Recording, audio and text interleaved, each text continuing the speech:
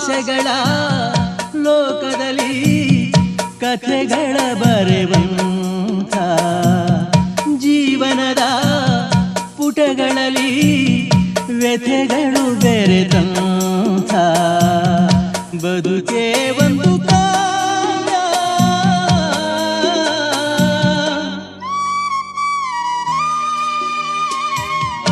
ಆಸೆಗಳ ಲೋಕದಲ್ಲಿ ಕಥೆಗಳ ಬರೆವಂಥ ಜೀವನದ ಪುಟಗಳಲ್ಲಿ ವ್ಯಥೆಗಳು ಬೆರೆತಂಥ